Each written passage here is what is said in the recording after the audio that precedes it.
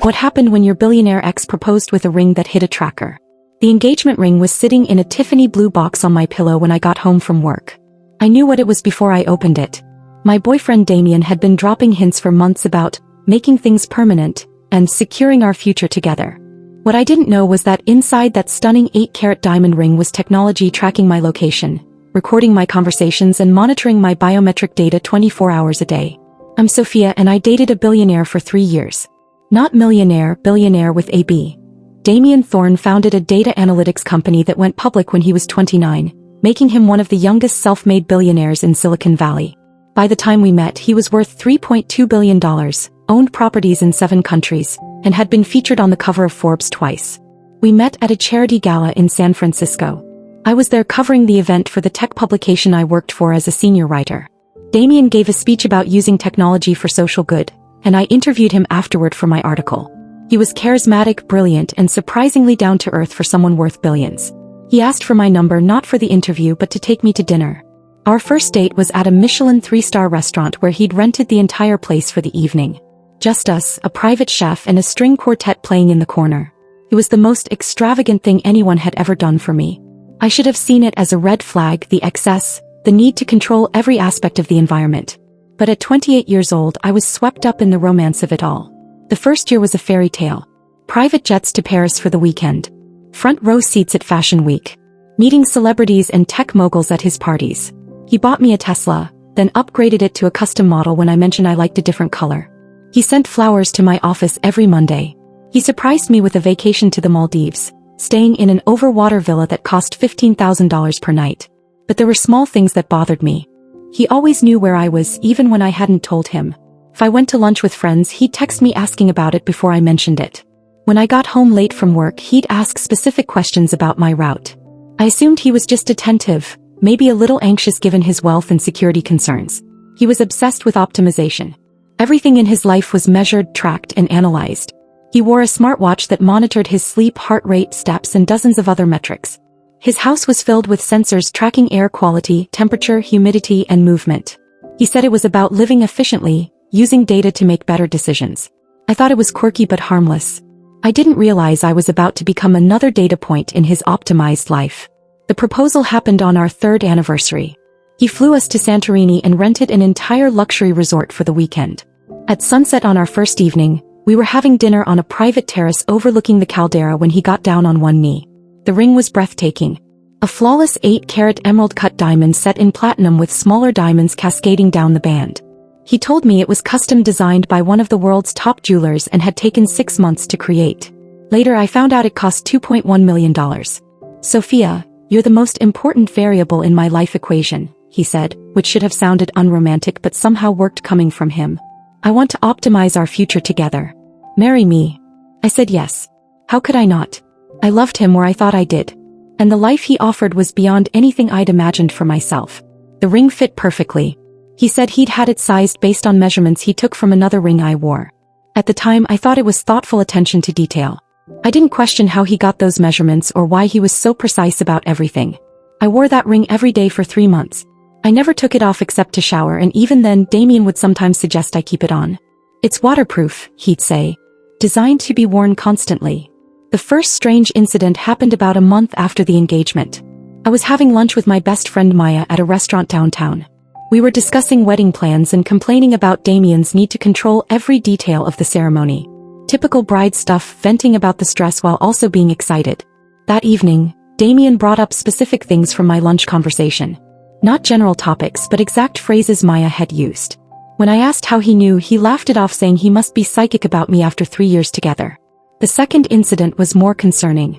I'd gone to a doctor's appointment I hadn't told Damien about. Just a routine checkup, nothing serious, but I hadn't mentioned it because he got anxious about health stuff.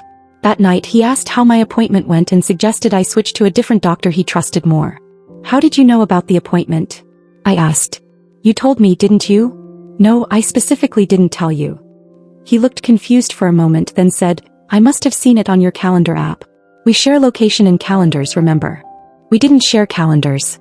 I'd never given him access to my phone calendar. But he said it so confidently that I doubted my own memory. The third incident is what made me start investigating. I was at my office working late on an article about privacy concerns in consumer technology. Ironically, it was about how much data smart devices collect and how little oversight there is. I was alone in the office talking to myself while writing, working through arguments out loud the way I always did. The next morning, Damien critiqued specific points from my article, points I hadn't sent him yet or discussed with anyone. He suggested different phrasings for arguments I'd only spoken out loud to myself in an empty office. Damien, how do you know about my article? I haven't shown it to anyone. You talk about your work all the time, babe. I just pay attention. I haven't talked about this specific piece with you. I've been working on it alone. He got defensive then, saying I was being paranoid and ungrateful. That he was trying to help me be better at my job and I was attacking him for caring. We had our first real fight and I apologized for being suspicious.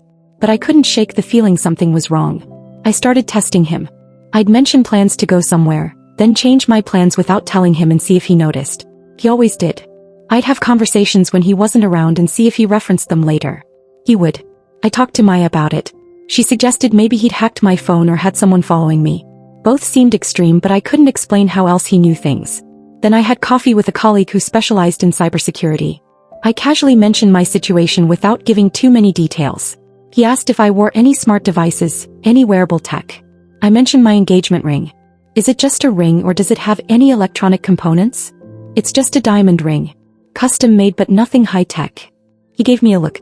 Your boyfriend is Damien Thorne. The guy who built $1 billion company on data collection and analytics. And you don't think he'd put tech in an engagement ring?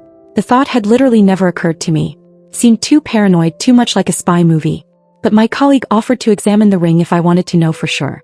I went home that night and really looked at my ring for the first time in months. The band was thicker than typical engagement rings. There were tiny seams that could have been design elements or could have been access panels. When I held it up to the light, I could see what looked like circuit patterns inside the supposedly solid platinum band.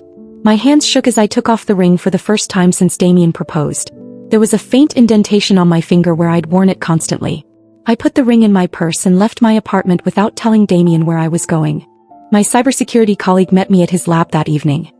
He examined the ring under magnification and his face got progressively more serious. Sophia, this isn't just a ring. It's a sophisticated surveillance device. He showed me the inside of the band on his magnification screen. There were microprocessors, a GPS chip, a cellular connection module, and what looked like biometric sensors. The diamond itself appeared to be genuine, but it was mounted in a way that allowed it to function as a microphone using bone conduction technology. This ring has been tracking your location continuously, he explained. It's also recording audio from your conversations, monitoring your heart rate, body temperature, and probably stress levels through skin conductivity. It's connected to cellular networks, so the data is being transmitted in real time. I felt sick. How long has this been active? Based on the technology, probably since the moment you put it on. The battery is charged wirelessly through your body heat and movement. It never needs to be taken off. That's why he wanted me to wear it constantly, even in the shower. My colleague nodded. He's been monitoring you 24/7 for 3 months. Location, conversations, physical stress responses, everything. I started crying then. Not just because of the violation, but because I'd loved him. I'd said yes to marrying him. And the whole time he'd been treating me like an experiment, another data point to optimize and control. Can you access the data? I asked. Can we see what he's been collecting?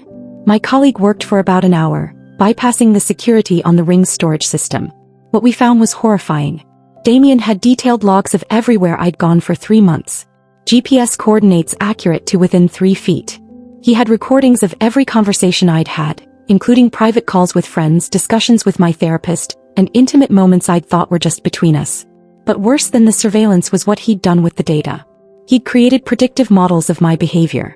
Algorithms that analyzed my stress responses, my speech patterns, my movement habits. He was studying me like a lab rat, trying to predict and control my actions. There were documents outlining his theories about optimal relationship management. He'd written analysis of what topics made me uncomfortable based on my heart rate, what routes I preferred, what friends influenced me positively or negatively based on my stress levels after seeing them. He'd even calculated the probability of me saying yes to the proposal based on biometric data from similar previous situations. He didn't propose because he loved me, I said, staring at the data. He proposed because his algorithm said it was the optimal time for maximum acceptance probability. My colleague looked uncomfortable. I'm sorry, Sophia. This is one of the most invasive surveillance setups I've ever seen outside of government operations. And the fact that he embedded it in an engagement ring makes it even more violating. I spent that night at Maya's apartment, not ready to face Damien yet. I needed to figure out what to do with this information. Confronting him directly seemed dangerous. He had billions of dollars, powerful connections, and clearly no ethical boundaries about privacy. Maya suggested I document everything and go to the police. But I wasn't sure what laws he'd broken. We weren't married, so spousal surveillance laws didn't apply. I'd worn the ring voluntarily, even if I didn't know what it contained. His lawyers would argue I'd consented by accepting the ring. I decided to consult a lawyer specializing in technology law and privacy. I made an appointment using Maya's phone instead of my own, assuming Damien had probably compromised my devices too. The lawyer, Catherine Chin, listened to my story with growing concern. She examined the evidence my colleague had extracted from the ring. "This is clearly illegal surveillance," she said. "The issue is proving it in a way that doesn't expose you to retaliation from someone with his resources. Damien Thorne has destroyed people who've crossed him. We need to be strategic." She suggested several options. Civil lawsuit for invasion of privacy. Criminal complaint for illegal surveillance. Going public with the story to pressure him. Each option had risks. "The problem is, if we go legal, he'll bury us in motions and counterclaims for years," Catherine explained. "He can afford to make your life hell indefinitely. We need leverage." "What kind of leverage?" "We need to know if you're the only one. If he's done this to other women, we can build a pattern. Multiple victims make it harder for him to dismiss this as a misunderstanding." That possibility hadn't occurred to me. What if I wasn't the first woman he'd surveilled? What if there were others who'd experienced the same thing but kept quiet? Catherine had a private investigator start digging into Damien's past relationships. Meanwhile, I had to act normal. I had to keep wearing the ring and pretend nothing had changed, because if Damien suspected I knew, he might destroy evidence or come after me more aggressively. It was the hardest week of my life. Wearing that ring knowing what it was. Kissing him goodnight knowing he'd been violating my privacy for months. Discussing wedding plans while secretly planning how to expose him. The biometric sensors betrayed me though. On the third day of pretending, Damien noticed something was wrong. "Your stress levels have been elevated for 3 days, he said over dinner. "What's going on?" I froze. He was literally monitoring my stress levels and calling me out on them. "Work stress," I lied. "Big deadline coming up." He studied me carefully. "Your heart rate suggests you're lying. It's the same pattern you show when you're being deceptive. What's really wrong, Sophia?" That's when I realized how deeply the surveillance had affected him too. He'd stopped trusting his own perceptions and relied entirely on data. He was reading biometric printouts instead of my face. "I can't do this anymore," I said, surprised by my own honesty. "I know about the ring, Damien." His expression didn't change. "What about the ring?" "The GPS. The microphone. The biometric sensors. I know it's been tracking me for 3 months." He was quiet for a long moment. Then he smiled, which somehow made it worse. "I knew you'd figure it out eventually. You're smart, it's one of the things I love about you. Your pattern recognition skills are in the 94th percentile. You're not even denying it?" "Why would I deny it?" "Yes, I put technology in the ring. Advanced monitoring systems that help me take better care of you. I know when you're stressed so I can help you relax. I know when you're sick before symptoms fully develop so we can treat it earlier. I know when you're upset so I can address the problem. It's optimization, Sophia. It makes our relationship better." "It's surveillance, Damien. It's a massive violation of my privacy." "Privacy is an outdated concept," he said, his tone shifting to lecture mode. "In modern relationships, total transparency creates optimal outcomes. Secrets and privacy cause inefficiency and mistrust. I've given you access to the best possible life. The least you can do is let me gather the data necessary to optimize that life." I stared at him, realizing he genuinely believed this was reasonable. That tracking my every move and recording my private conversations was just good relationship management. "Did you get my consent? Did you tell me before I put on the ring what it would do?" "You gave implied consent by accepting the ring and wearing it continuously. The ring's capabilities were disclosed in the documentation I provided." "You never provided any documentation." "It was in the ring box. A small card with the technical specifications and user agreement." He pulled out his phone and showed me a photo. There was indeed a small card in the Tiffany box with dense legal text and technical specifications. I'd never seen it. I would have remembered. "That wasn't in the box when you gave me the ring," I said. "Are you sure? Or did you just ignore it in your excitement?" This was gaslighting. He was trying to make me doubt my own memory. And the scary part was, it was working. I couldn't be 100% certain there hadn't been a card I'd missed in my excitement. Even if there was a card, that's not informed consent. You should have explicitly explained what the ring did before I put it on. I designed the ring to be elegant and functional. The technology is seamlessly integrated.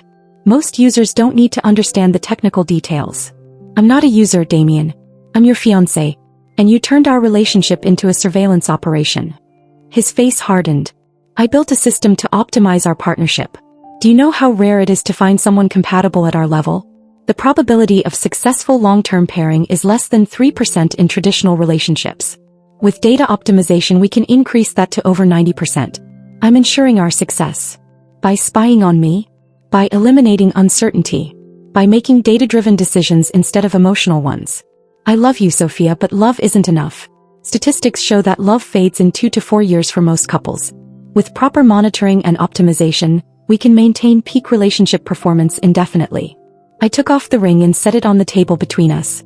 I'm not a performance metric. I'm a person. And I'm done being your experiment. Damien's calm facade cracked.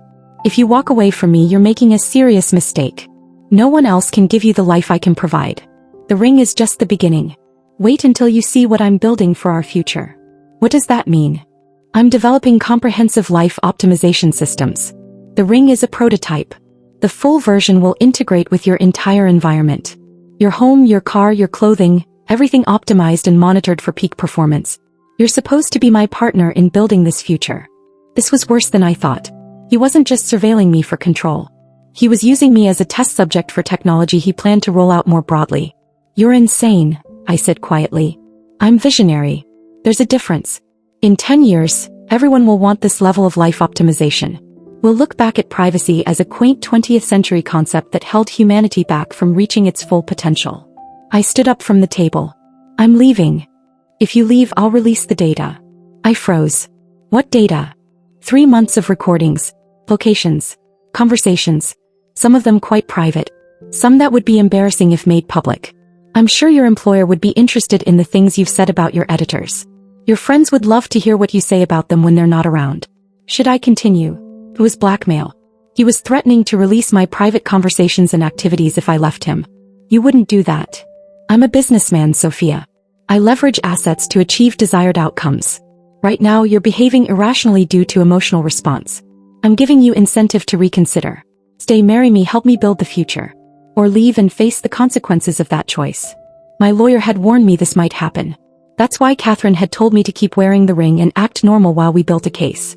Damien had just confessed to blackmail with the ring sitting right there on the table, still recording. I need time to think, I said carefully. 48 hours. Then I need your decision. I left his penthouse apartment and went straight to Catherine's office even though it was 10 p.m. She listened to my recording of the conversation which I'd captured on my phone. He confessed to surveillance and blackmail, she said with satisfaction. This is exactly what we needed. With this recording and the evidence from the ring, we have a strong case.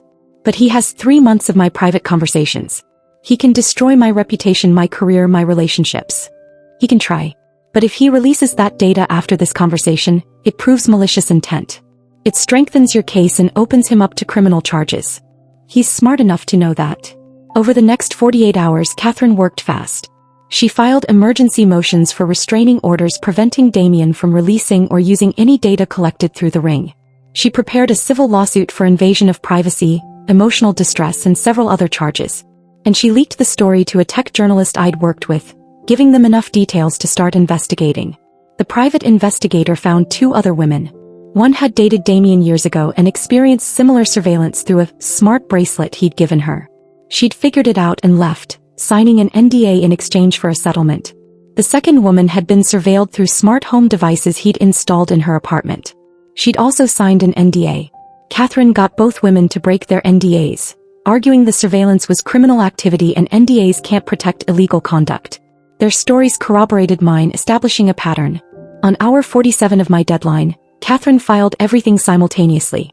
The lawsuits, the restraining orders, the evidence. And the tech journalist published their article with the headline, Billionaire Tech CEO Accused of Surveilling Fiancé Through Engagement Ring. The story exploded. Within hours, it was on every major news site.